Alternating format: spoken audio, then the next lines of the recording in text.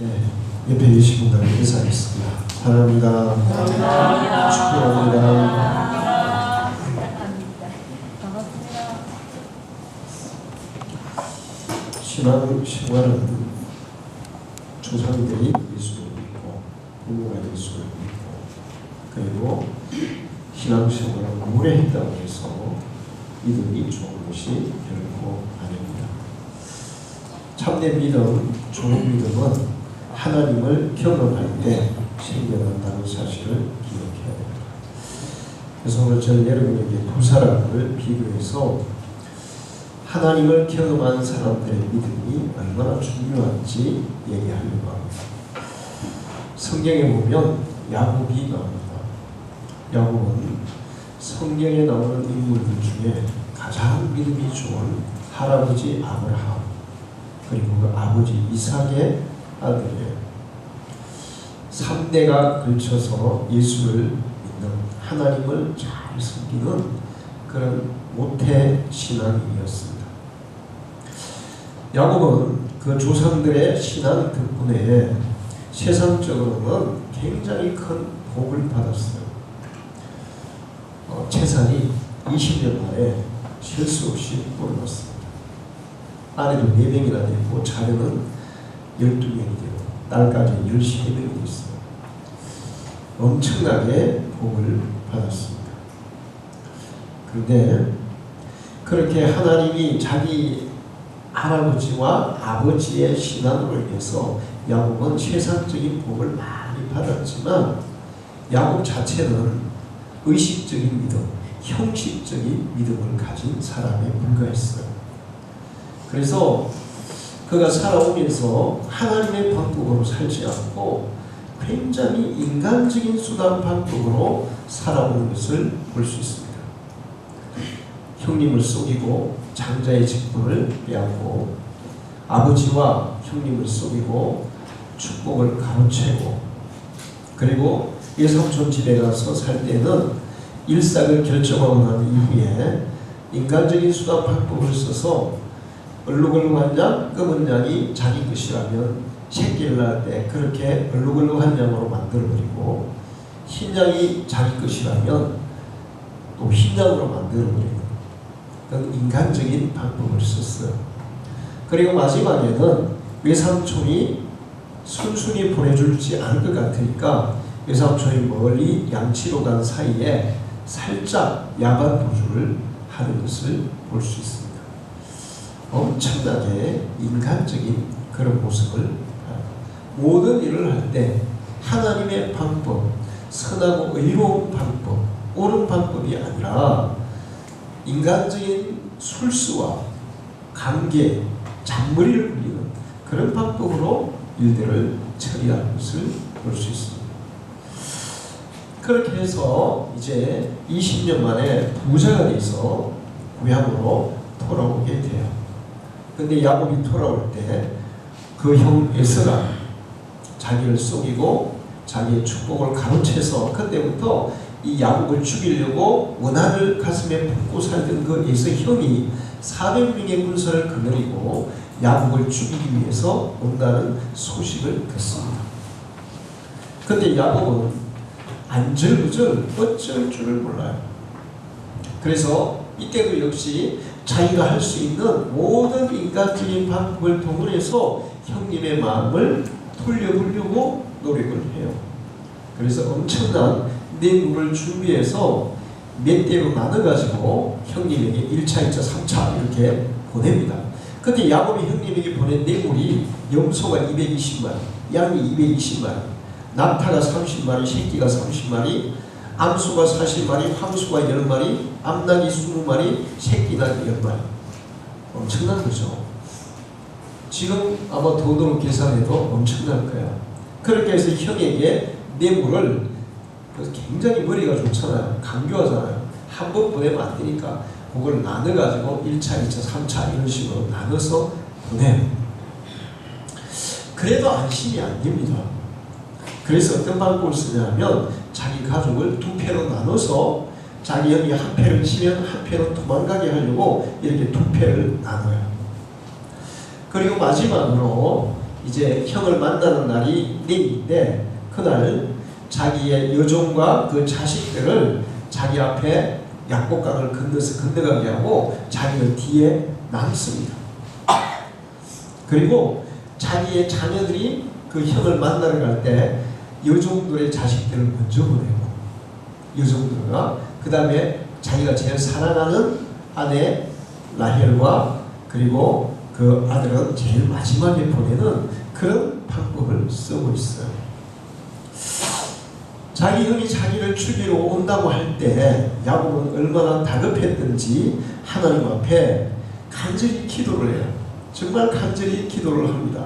창세기 32장 9절에서 11절 야곱이 또 이르되 내 주 아브라함의 하나님 내 아버지 이삭의 하나님 여호와여 주께서 전에 내게 명하시기를 내 고향 내 족속에게 돌아가라 내가 내게 은혜를 베풀리라 하셨나이다. 나는 주께서 주의 종이 베푸신 모든 은총과 모든 진실하시를 조금도 감당할 수 없사오나 내가 내 지팡이만 가지고 이 요단을 건넜더니 지금은 두 때나 이루었나이다. 내가 주께 간구하오니 내 형 에서의 손에서 나를 건져내시옵소서. 내가 그를 두려워하면 그가 와서 나와 내 처자식들을 칠까 겁이 나기 때문입니다. 다급하진 야곱은 하나님 앞에 간절히 기도해요. 그런데 이 간절한 기도는 믿음으로 드린다기보다는 그냥 다급해서 간절하게 기도하는 거예요. 사실 사람들이 하나님을 믿지 않아도 정말 위급한 상황, 그 생명의 위기를 느끼는 그런 상황이 되면 간절히 하나님을 찾는 사람들이 있습니다. 믿음에 의한 기도라기보다는 그런 답답함으로 인한 인간적인 그런 소원과 간절함으로 하나님 앞에 하는 기도였어요. 이런 기도는 기도를 한다고 해서 문제가 해결되는 것도 아니고 두려움이 사라지는 것도 아니에요. 두려움과 답답함으로 하나님 앞에 기도를 하기는 했는데 그러나 두려움이 사라지지도 답답함이 사라지지도 않고 위기는 계속 한 발 한 발 야곱에게 다가오고 있었습니다. 자, 이때 야곱의 신앙은 의식적인 신앙, 부모로부터 그냥 습득된 유전적이고 형식적인 신앙이었다 이렇게 말할 수가 있어요. 머리로 알고 지식으로 아는 신앙이죠.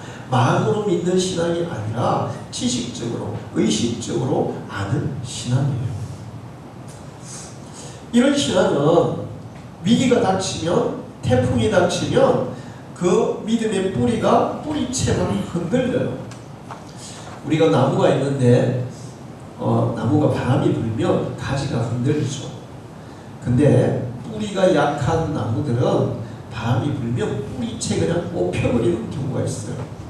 뿌리가 든든히 서 있는 나무는 가지는 흔들리지만 그 기둥이나 뿌리는 든든히 서 있는데 우리의 신앙도 어떤 태풍이 와도 가지는 약간 흔들릴지 모르지만 우리가 든든히 서 있는 뿌리가 든든히 서 있는 그런 신앙이 돼야 되는데 그런 든든히 서는 신앙은 의식적인 지식적인 그냥 아는 신앙으로 되는 게 아니라 하나님을 경험한 체험적인 신앙이 그렇게 만드는 것을 믿으시기 바랍니다. 야곱은 아직까지 하나님에 대한 분명한 체험이 없었어요.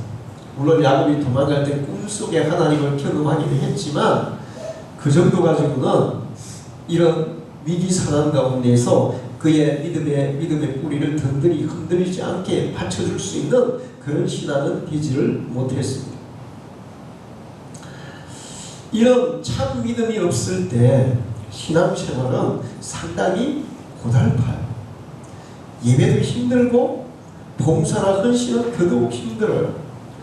근데 하나님을 경험하고 참 믿음을 가진 사람, 태풍이 와도 흔들리지 않는 가지는 흔들려도 그 줄기와 그리고 뿌리가 흔들리지 않은 그런 든든한 신앙의 사람들은 신앙생활이 즐겁고 행복한 거예요. 할렐루야.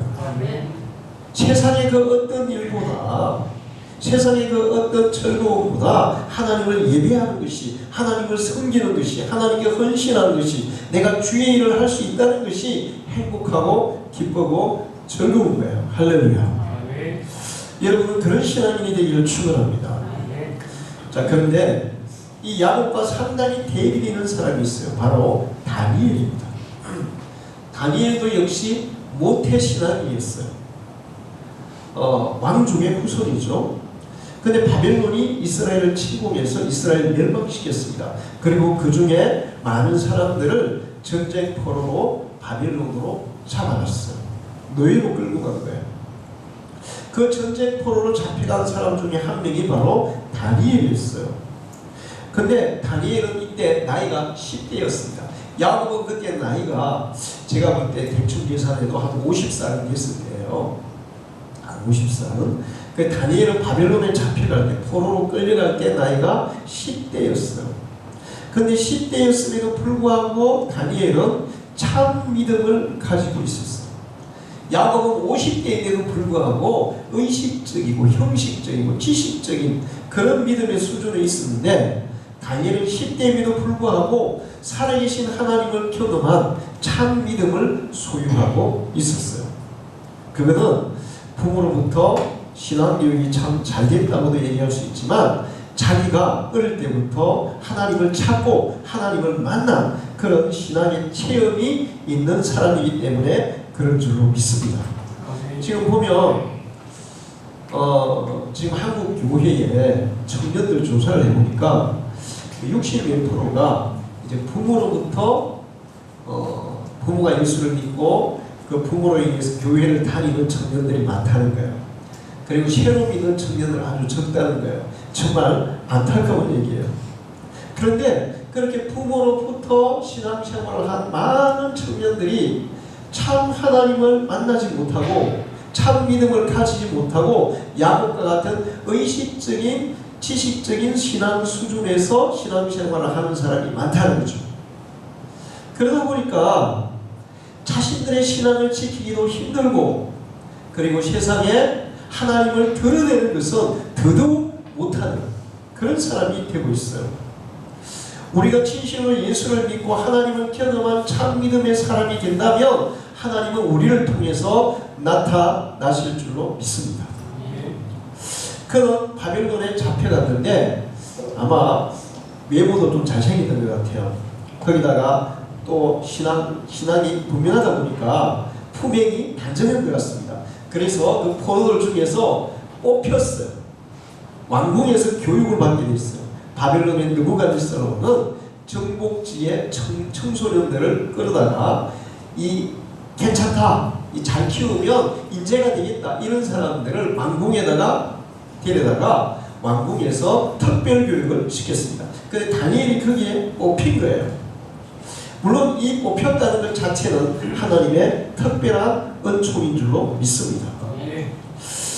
그런데 이제 이 왕궁에서 교육을 받는데 자기의 신앙과 이 왕궁에서 하는 교육에서 대치되는 부분이 있는 거예요. 자, 그건 뭐였냐면 바로 이 왕궁에서는 이 아이들을 잘 먹여서 건강하게 이제 양육하기 위해서 고기를 먹이는데, 물론 여러 가지 다른 음식은 고기를 먹이는데 그 고기가 문제가 됐어요. 그 고기가 어떤 고기냐? 바벨론의 모든 고기는 우상에게 제물로 바쳐지고 난 이후에 그것을 사람들이 팔거나 먹을 수 있었어요. 지금 할랄식품이라는 게 있죠. 할랄식품. 할랄식품이 뭐냐면 그 회교의 이맘, 교회를 치고 목사 같은 그런 이맘이 동물을 잡기 전에 그게 기도를 하는 거예요. 동물에게 기도를 하고 알라 신의 이름을 바칩니다. 그리고 잡아서 그거를 팔거나 먹는 거, 그게 할랄식품이에요. 그러면 하나님 믿는, 예수 믿는 사람들은 그런 우상에게 바쳐졌던 고기를 먹는 것이 당당하겠어요? 끄름직하겠어요?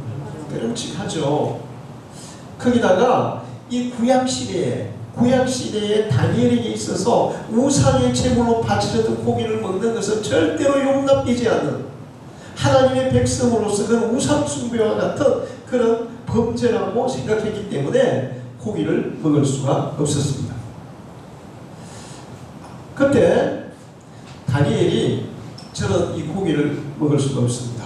못 먹겠습니다. 안 먹겠습니다. 그러니까 이 관리하는 관리자가 야 이거 안 먹다가 너희들 건강이 나빠지면 너희도 죽고 나도 죽어. 그러니까 먹도록 해. 그래서 다니엘이 그러면요 우리를 10일 동안만 테스트해 보십시오. 우리는 야채만 먹겠습니다. 야채를 먹어서 10일 동안 먹었는데 우리의 건강이 나빠지면 시키는 대로 할게요. 그런데 건강이 유지가 된다면 좋아진다면 우리가 원하는 대로 해주십시오. 그렇게 해서 이제 야채만 먹는 것을 볼 수 있어요. 사실 왕궁에 발탁이 돼가지고 거기서 교육을 받고 특별 대우를 받는 거 이거를 잃어버리는 것은 이 다니엘의 인생에 엄청난 마이너스가 될 수 있고 자칫하면 죽을 수도 있고 인생의 모든 것을 잃어버릴 수 있는 그런 것임에도 불구하고 신앙의 순결을 지키기 위해서 그런 특별 대우, 좋은 음식 그것을 과감하게 거부하는 것을 볼 수 있습니다. 하나님 앞에 내 믿음을 지키는 것이 내 신앙의 순결을 지키는 것이 내가 특별 대우를 받는 것보다 좋은 음식을 먹는 것보다 더 중요한 일이야. 할렐루야. 이 하나님에 대한 경험이 없는 사람은 그럴 때 네 먹을게요. 그냥 뭐 여기 왕궁에 있어 꼽혀가지고 교육받는 것만 해도 뭐 특별한 건데 제가 잘 먹을게요. 그럴 거예요. 그러나 하나님을 경험한 참 믿음을 가진 다니엘은 신앙의 순결을 잃는 것이 그것이 죽는 것보다 더 안 좋다는 것을 알고 있는 거예요. 그래서 그 순결을 지키기 위해서 모든 특권을 포기하고 아니면 그 먹는 거 다 포기하고 쫓겨날 수 있고 죽을 수 있는 그것을 선택하는 것을 볼 수 있습니다. 그런데 그렇게 다니엘이 선택했을 때 하나님은 그냥 보고만 계실까요? 그렇게 우리가 결단하고 하나님을 선택하고 신앙을 선택하고 믿음을 선택할 때 하나님은 그 사람과 함께 하세요. 할렐루야. 다니엘서 1장 15절 16절을 보면 열흘 후에 그들의 얼굴이 더욱 아름답고 살이 더욱 윤택하여 왕의 음식을 먹는 다른 소년들보다 더 좋아 보인지라. 그래야 감독하는 자가 그들에게 지정된 음식과 마실 포도주를 취하고 채식을 주니라. 할렐루야. 아멘. 자, 다니엘의 이런 결단을 통해서 하나님이 살아계신 것을 나타냈어요. 그래서 그들을 관리하는 관리자가 볼 때, 환관장이 볼 때, 와, 저들이 믿는 하나님이 진짜 살아계신 하나님인가 보다. 그런 마음이 들도록 만들 줄로 믿습니다. 자, 그렇게 이 신앙적인 결단을 하고 신앙의 순결을 지키는 다니엘, 하나님은 그들의 건강을 책임져 주셨을 뿐만 아니라 그 정도로 끝내지 않았어요. 그리고 더 많은 축복을 주셨는데 1장 17절을 보면 하나님이 이 네 소년에게 이때 다니엘이 그렇게 하니까 그 같이 다니엘 친구가 3명이 같이 있었는데 그 친구 다니엘과 똑같이 했어요. 그랬더니 하나님이 이 네 소년에게 학문을 주시고 모든 서적을 깨닫게 하시고 지혜를 주셨으니 다니엘은 또 모든 환상과 꿈을 깨달아 알더라. 왕이 그들에게 모든 일을 묻는 중에 그 지혜와 총명이 온 나라 박수와 술객보다 10배나 뛰어난 줄을 아니라. 할렐루야. 아멘. 이때 이제 다니엘이 아마 교육받고 20대 초반쯤 됐을 거예요. 그런데 바벨론의 박사들, 나이든 박사들, 술객들, 똑똑하던 사람들보다 몇 배나 더 똑똑하다고? 10배나. 똑똑하고 똑똑하지 않은 것, 지혜롭거나 미련한 것, 하나님이 주시는 지혜를 가진 사람은 10배나 더 똑똑한 역사가 있어요. 할렐루야. 네. 솔로몬을 보십시오. 그 외에도 많은 사람들을 보십시오. 다니엘 그 공부에 대해서 얘기하는 그분이 서울대로 나왔는데 목사였던 사람이 있어요. 그 사람이 하는 얘기가 하나님께서 다니엘처럼 솔로몬처럼 지혜를 주실 때 그 사람의 지혜가 다른 사람보다 10배나 더 되는 역사가 있다고 얘기하고 있습니다. 할렐루야. 자, 하나님은 다니엘의 건강을 책임져 주실 뿐만 아니고 다니엘에게 특별한 지혜를 주시고 바벨론의 높은 관직을 얻게 해 주셨어요. 전쟁 포로가 그냥 거기서 겨우 목숨 부지하고 사는 것만 해도 다행인데 이 바벨론에서 왕이 인정하는 그런 똑똑하고 지혜로운 사람, 그리고 나라를 이끌어가는 중요한 관직을 차지하는 그런 사람으로 하나님이 높여주셨어요. 할렐루야. 여러분이 신앙의 결단을 하고 믿음의 결단을 하고 하나님 앞에 믿음을 지키고 내 인간적인 이익과 내 인간적인 어떤 그런 많은 것들을 포기하더라도 내 믿음을 지키는 것이 우선이라고 생각하고 그것을 추구할 때 하나님께서 우리가 생각지 못한 그런 놀라운 은총을 부어주실 줄로 믿습니다. 그게 믿음이에요. 그리고 그렇게 하면 우리를 통해서 하나님이 드러날 줄 믿습니다. 그런 다니엘에게 이번에는 더 큰 문제가 닥쳤어요. 죽음을 각오하고 신앙을 지켜야 하는 절대절명의 위기가 닥쳤어요. 하나님은 다니엘을 축복하셔서 전쟁 포로에서 바빌론의 가장 높은 관직을 얻게 했습니다. 그런데 이건 바빌론이 망했어요. 페르시아가 바벨론을 점령 멸망시켰어요.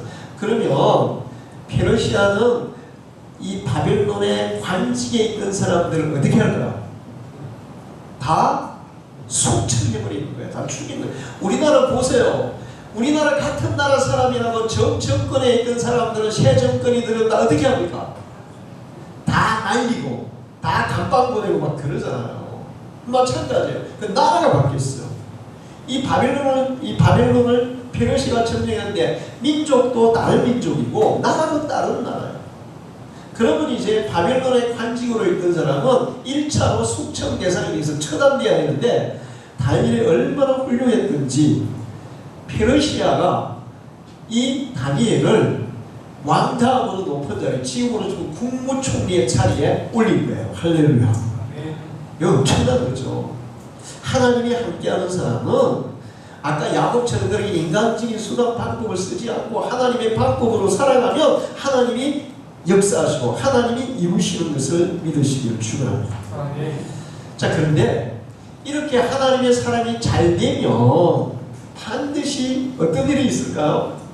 시기하고 질투하고 모함하는 사람이 있는 거예요. 그런데 사람도 그렇게 하지만 보이지 않는 영적 세계, 악한 영들이 하나님의 사람들이 잘 되면 반드시 시험하고 질투하고 방해하고 회방하는 일들이 있어요. 저도 살아오면서 그런 거 많이 경험했어요. 교회가 잘 되면 마귀가 시기하고 회방하는 것을 봅니다. 또 내가 개인적으로 잘 돼도 마귀가 시기하고 회방하는 것을 봅니다. 다니엘이 그렇게 잘 되니까 마귀가 그냥 있지는 않은 거예요. 그리고 이 페르시아의 관리들이 그냥 있지 않은 거예요. 아니 저 양반은 다른 나라 관리로 있었는데 어떻게 우리나라에서 이게 국무총리를 할 수 있어? 저희가 저거 제거해야 돼. 없애야 돼. 그래서 다니엘을 제거하기 위해서 이제 다니엘의 비리를 들어봤어요. 여러분 지금 정부, 과거 정부도 마찬가지인데 앞 정부의 사람들을 이렇게 감옥에 보내거나 쫓아내거나 하려면 뭐합니까? 털잖아요. 비리를 털잖아.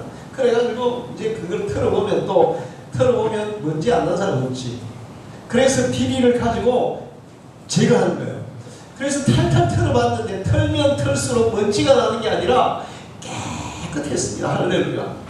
저는 항상 기도해요. 이 나라를 이끌어가는 위정자들이 다니엘 같은 위정자들이 이 나라를 이끌어가게 해주십시오. 앞으로 이 나라의 지도자가 되는 사람은 다니엘 같은 그런 참 믿음을 가진 정말 깨끗하고 진실하고 정직하고 국민을 위해서 사는 그런 자가 위정자가 되게 해주십시오. 기도해요. 여러분도 그렇게 기도하기를 바랍니다.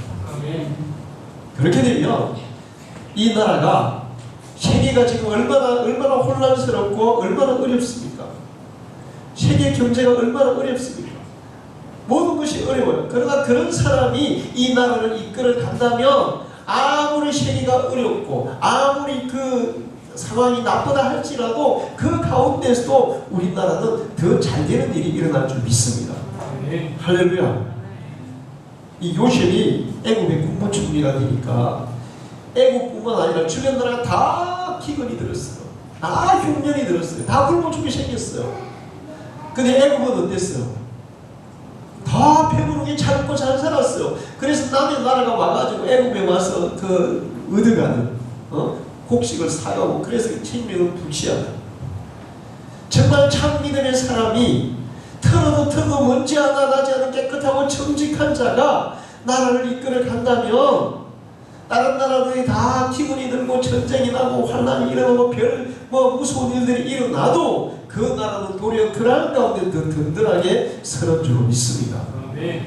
다니엘을 틀어보니까 아무 잘못이 없는 자, 저 사람 어떻게 해서 제거하지? 그래서 그들이 생각해낸 게 바로 다니엘의 신앙이었어요.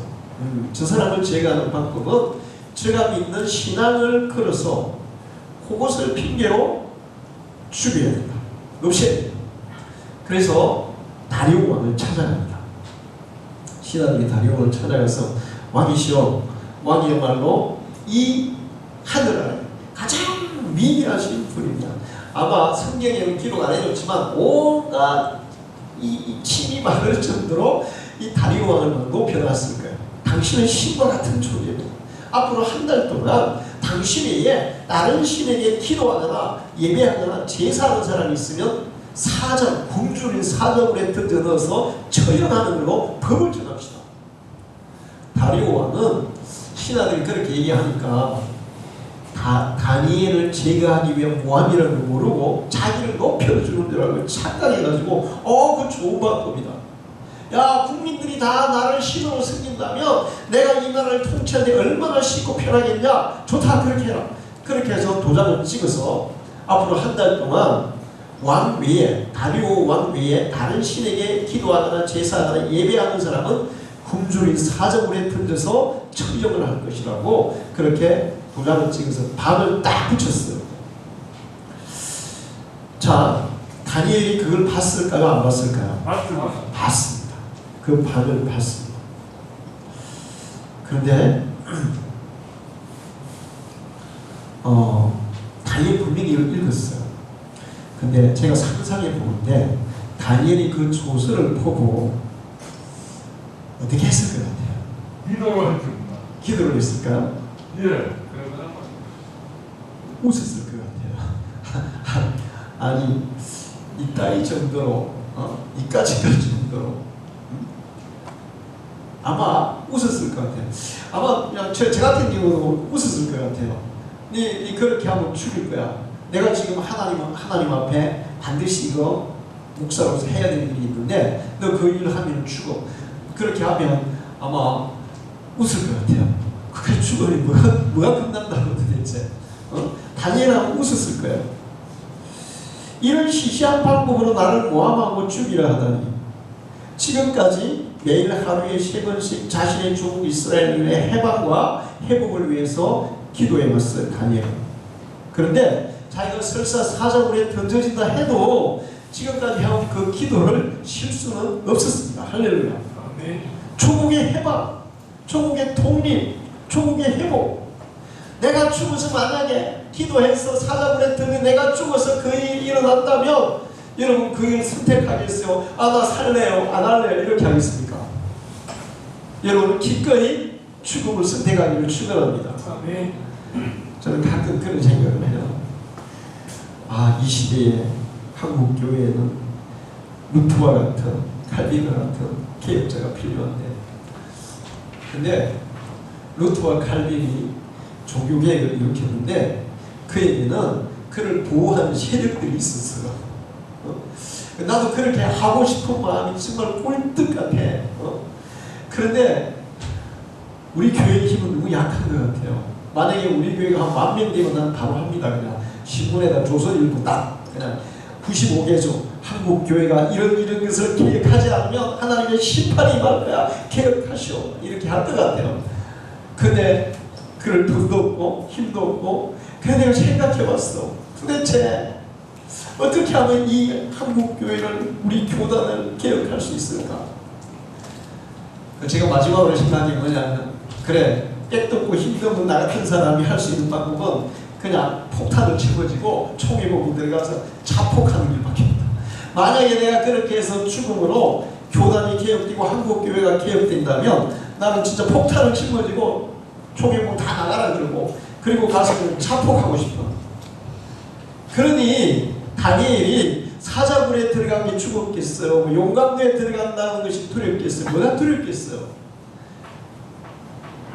그 사자굴에 들어가 죽더라도 자기가 지금까지 기도해왔던 이스라엘의 회복, 자기 나라의 독립, 이스라엘의 해방, 그것을 위한 기도를 쉬는 것은 있을 수가 없었습니다. 할렐루야.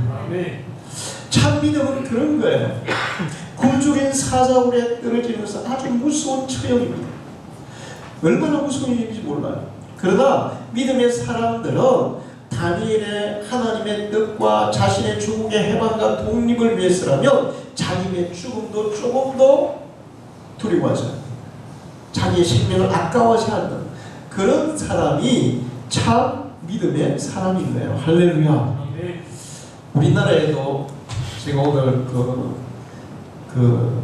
우리나라에 일본에 폭탄 짊어지고 이렇게 죽었던 사람들 있잖아요. 누구예요? 누가 있어요? 응? 그 안중근 총으로 이렇게 했는데 폭탄 짊어지고 가서 윤봉길 그래.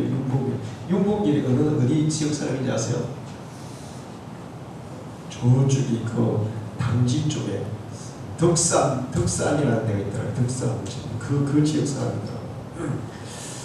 자, 자기의 목숨을 버려서 나라를 구한다면 또 우리가 믿음을 지키고 그렇게 하나님 앞에 자기 나라의 독립과 해방을 가져올 수 있다면 사자굴에 들으면 뭐가 두렵겠어요?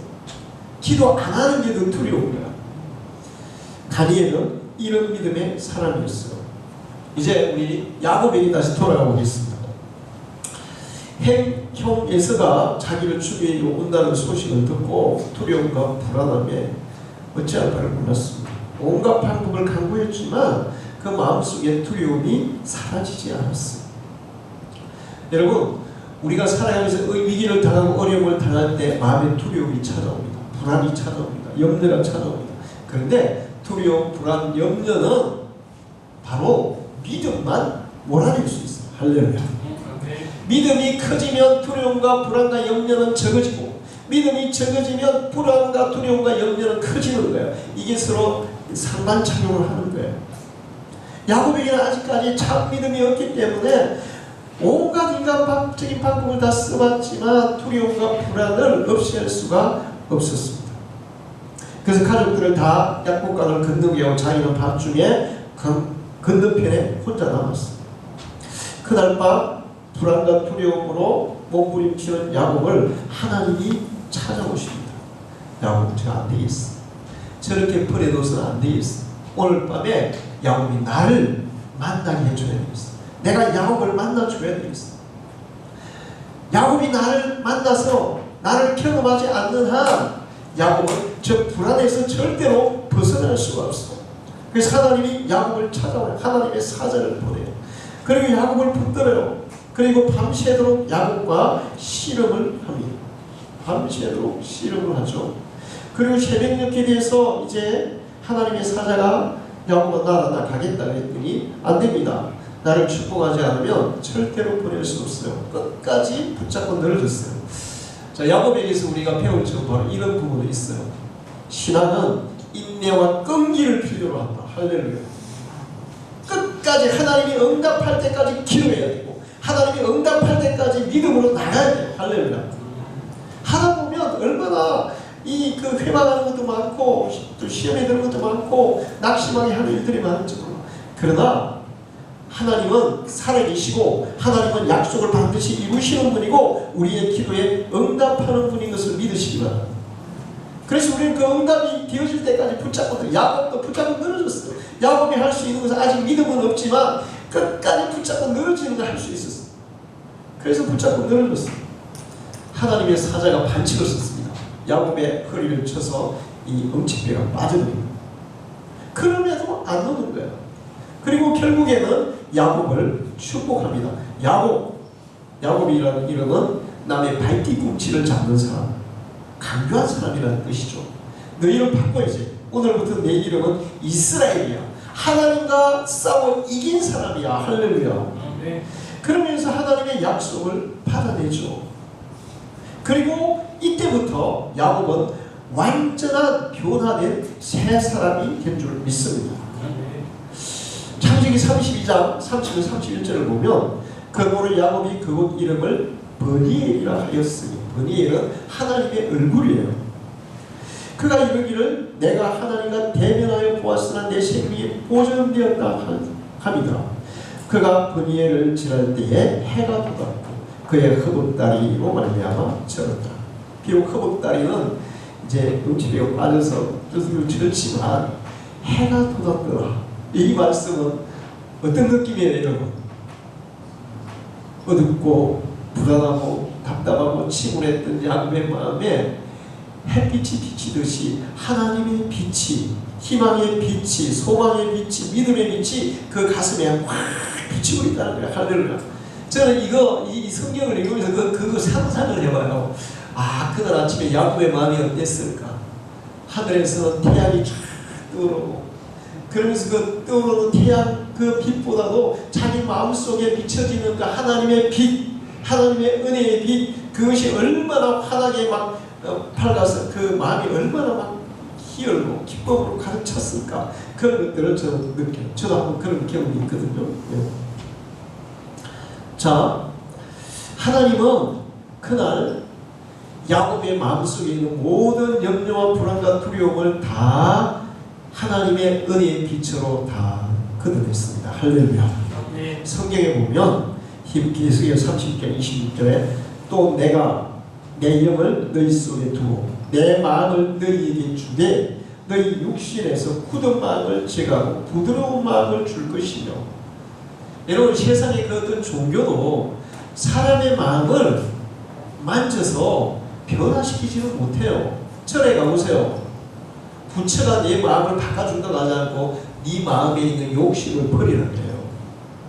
인간은 스스로 자기 마음속에 있는 두려움과 염려와 불안과 욕심과 이런 것들을 스스로 버리지를 못합니다. 잠깐 버린 것 같아도 언제 또 와가지고 달라붙지 몰라요. 그러나 하나님이 우리의 마음을 만지시며 성령을 우리의 마음에 부어주셔서 성령이 우리의 마음을 변화시키시면 이 굳은 마음이 부드러운 마음으로 변화될 것이며. 할렐루야. 두려운 마음이 담대한 마음으로 변화될 것이며 불신앙이 믿음으로 변화될 것이며 어두운 마음이 밝은 마음으로 변화될 것이며. 할렐루야. 뿐만이 아니에요. 이 야곱이 그런 온갖 인간적인 방법을 써서 에서가 바뀐 게 아닙니다. 결과적으로 에서가 그날 저녁에 야곱도 바뀌는데 누구도 바뀝니까? 에서도 바뀌었어요. 할렐루야. 결과적으로 에서가 바뀐 것은 야곱의 인간적인 수단 방법 때문에 바뀐 게 아니라 하나님이 에서의 마음을 만지셔서. 할렐루야. 여기 에서의 굳은 마음, 이놈 두고 말아. 그냥 자기가 속아서 장자의 것도 빼앗기고 하나님의 축복도 다 빼앗기고 그래서 이놈은 반드시 죽일 거야. 그랬는데 20년 동안 이를 막막 갈고 있었어. 근데 드디어 때가 온 거야. 그 죽이려고 군사 400명을 거느리고 막 달려오는데 그날 저녁에 야곱이 하나님을 만났을 때 하나님은 에서의 마음을 만지셨어요.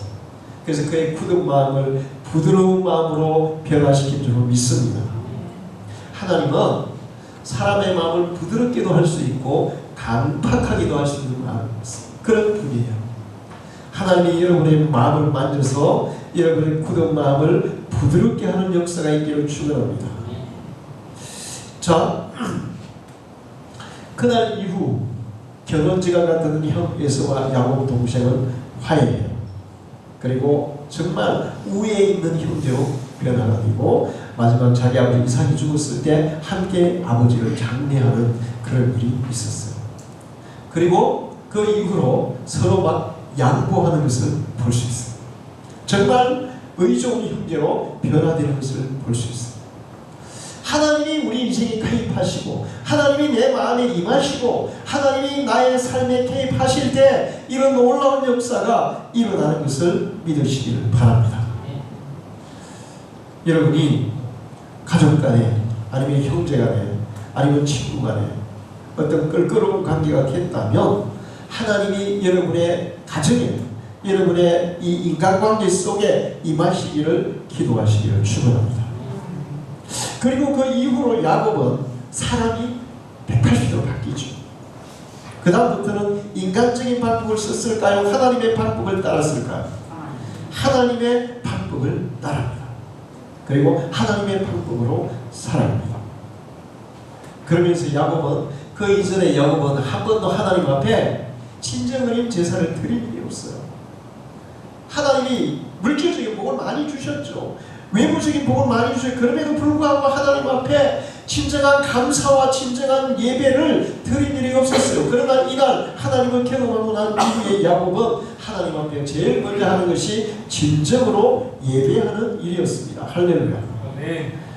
야곱이 창세기 35장 2절에 3절을 보면 야곱이 이에 자기 집안 사람과 자기와 함께한 모든 자에게 이르되 너희 중에 있는 이방 신들을 버리고 자신을 정결하게 하고 너희들의 의복을 바꾸고 입으라. 우리가 일어나 베델을 올라가서 내 환난 날에 내게 응답하시며 내가 가는 길에 나와 함께 하신 하나님께 내가 거기서 제단을 쌓으려 하노라. 할렐루야. 이때부터 야곱은 하나님 앞에 진정어린 예배자가 되는 것을 볼 수 있습니다. 진정한 예배, 감격의 예배가 가장 행복한 예배자, 다니엘과 같은 죽음보다 하나님께 기도하는 약속을 더 철저하게 지키면서 기꺼이 굶주린 사자굴로 걸어들어갈 수 있는 그러한 믿음의 사람은 하나님을 경외해야 돼요. 할렐루야. 하나님은 살아계신 분입니다. 막연히 우리가 지어내서 믿는 분이 아니에요.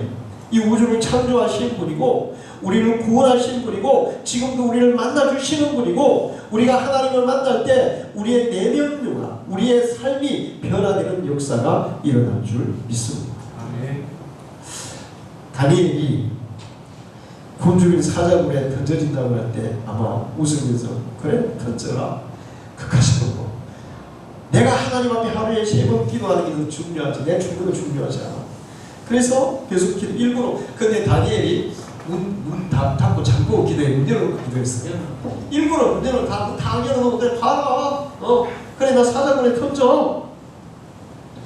얼마나 멋있어요. 여러분의 신앙을 감추지 마시기 바랍니다. 여러분 직장에서 여러분 이웃들이 내가 예수 믿는 사람이야 나는 하나님의 사람이야 감추지 말고 드러내기를 축원합니다. 그러려면 우리가 참 믿음을 가져야 되고 하나님을 경험해야 되고 그렇게 하면 하나님께서 여러분을 통해서 하나님을 나타내실 줄 믿습니다. 자, 그리고 또 하나 중요한 게 있어요. 다니엘은 그동안에 하나님의 능력을 경험했어요. 그런데 이 하나님의 능력 한 번 경험하고 그거 한 번의 경험으로 계속 유지되지 않습니다.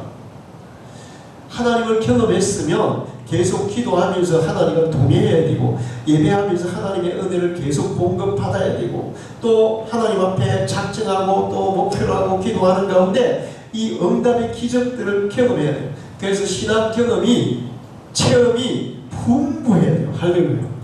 신앙 경험이 풍부해지면 굶주린 사자 수십 마리 수백 마리가 있어도 두렵지 않습니다.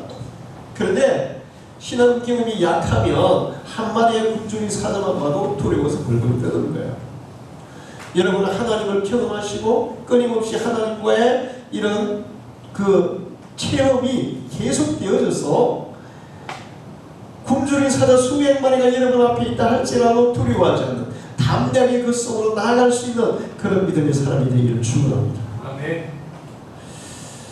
우리의 믿음 때문에 우리의 신앙 어떤 행동 때문에 사자굴에 던져질 상황이 닥쳐진다 해도 웃으면서 기꺼이 남이 떠밀지 않아도 그냥 그 앞으로 걸어갈 수 있는 그런 신앙의 사람, 절대로 굽히거나 타협하지 않는 압력에 굴복하지 않는 그런 신앙인들이 되시기를 축원합니다.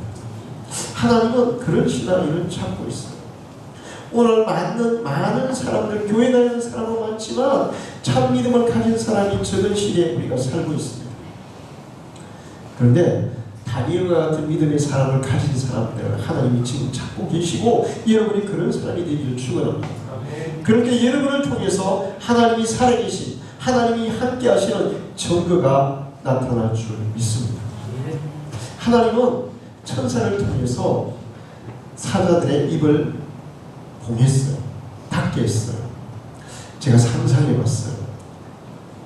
자, 다니엘이 사자굴에 던져집니다. 사자들이 일부러 며칠간 굶주리게 했어요. 며칠간 아무것도 못 먹게 했어요. 그래서 막 먹을 것이 들어오면 바로 막 삼키고, 사실은 다니엘은 살아나고 다니엘을 모함했던 사람들이 사자굴에 던져졌을 때 그 사람의 발이 땅에 닿았어요? 안 닿았어요? 발이 땅에 닿을 리가 없어요. 사자들이 확 팔아들여가지고 순식간에 다 뜯어먹어가지고 그 정도로 굶겨먹었어. 그런 그 굶주린 사나운 사자들, 이제 그들에게 이제 던져졌어요. 그런데 다니엘이 사자굴에 던져졌을 때 사자들은 어땠을까? 아마 주인의 손길을 기다리는 애완견처럼 사자들은 행동했을 거로 저는 생각이 들어요. 다니엘에게 원하는 치대고, 다니엘에게 쓰다듬고, 그런 저녁에 이제 굴속에 떨어졌으니까 사자들이 다니엘을 그냥 가끔 보면 개 명견들을 보면 주인을 막 보호하는 개들 있잖아요. 그러면서 다니엘에게 애완견처럼 아마 행동했을 것이다. 다니엘 역시 이 굶주린 사자들이 굶주린 사자로 보낸 게 아니라 우리 집에서 키우는 애완견처럼 보였을 것이다. 할렐루야. 여러분, 그런 게 있어요. 제가 처음에 예수 믿는 우리 삼촌이, 그때는 초등학교 교감이었습니다. 교회 가는 첫날, 너 우리 집에 누가 예수 믿는다고? 교회 가는 순간 니는 다리 봉시에 팍 분질러가지고 그릇장에 앉혀놓고 밥을 때리려고 가. 우리 삼촌이 엄청 호랑이였거든요.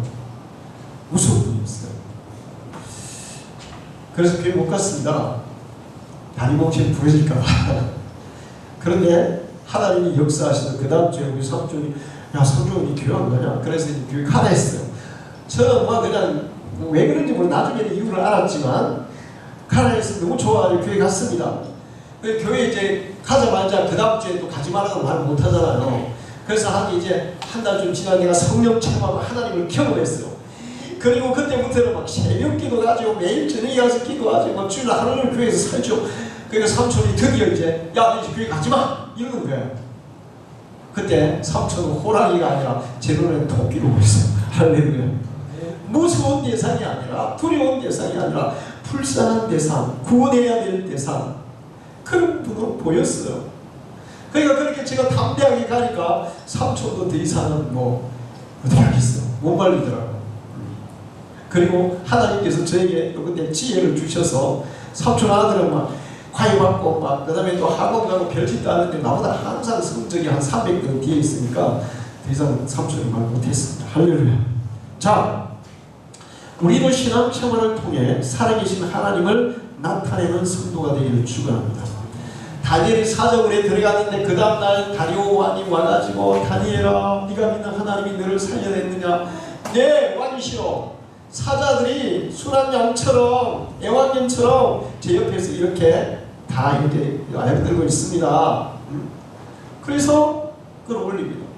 그리고 다니엘을 모함했던 사람들을 대신에 사자굴에 던져넣었어요. 그리고 나서 이제 다리오 왕이 이렇게 얘기해요. 자, 여기서 다리오 왕이 당신은 신입니다. 당신은 이 우주의 가장 위대한 신입니다. 유일한 신입니다. 이렇게 얘기할 때 다리오 왕이 지가 신이라고 착각하고 조서에 도장을 찍은 사람이에요. 그런데 다니엘의 이런 그 신앙적인 결단, 그리고 사자굴에서 살아나오는 것을 보면서 다리오 왕이 이렇게 고백을 해요.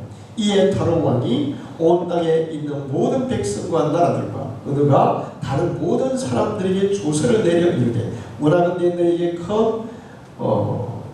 평강이 있을지어다. 내가 이제 조서를 내리노니 내 나라 하늘 아래에 있는 사람들은 다 다니엘의 하나님 앞에 떨며 두려워할지니 그는 살아계신 하나님이시오 영원히 변하지 않으시리시며 그의 나라는 멸망하지 아니할 것이요 그의 것은 무궁할 것이며 그는 구원도 하시며 건져내기도 하시며 하늘에서든지 땅에서든지 이적과 기사를 행하시는 이로써 다니엘을 구원하여 사자의 입에서 벗어나게 하셨음이라 하였더라. 할렐루야. 이 다리오 왕이 다니엘이 믿는 하나님의 너야말로 진짜 하나님이야. 할렐루야. 백성들아, 다니엘의 하나님이 진짜 하나님이야. 그 하나님을 믿어야 돼. 할렐루야. 다니엘이 전도하는 게 아니지. 누가 전도하는 거야? 왕이 조서를 내렸어. 아마 이때 페르시아의 많은 사람들이 하나님을 믿게 될 줄을 믿습니다. 왕이 공문을 딱 내려. 지금 하나님 믿어. 나 그러는데 뭐 어떻게 거역하겠어. 여러분이 이렇게 믿음으로, 다니엘 같은 믿음으로 살아갈 때 하나님은 여러분을 통해서 역사하시고 여러분을 통해서 하나님의 능력을 나타내시고 하나님을 보이시고, 그로 인해서 여러분을 대적하는 자들도, 여러분 주위에 믿지 않는 자들도 함께 하나님을 고백하는 역사가 일어날 줄 믿습니다. 이게 참 믿음이에요.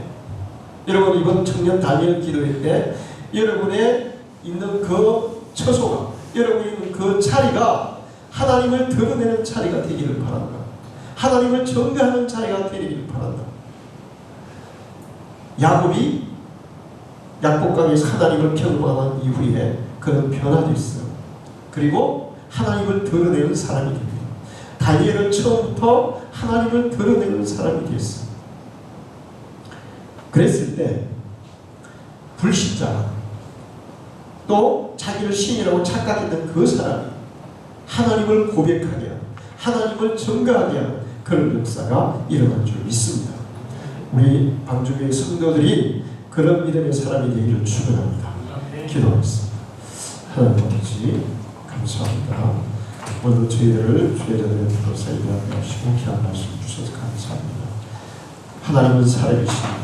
하나님을 지식적으로 의식적으로 믿는 것이 아니라 살아계신 하나님을 경험하고 체험적인 믿음으로 다니엘과 같은 그런 믿음의 삶을 살아가는 우리 방주의 모든 성도들이 되게 해 주옵소서.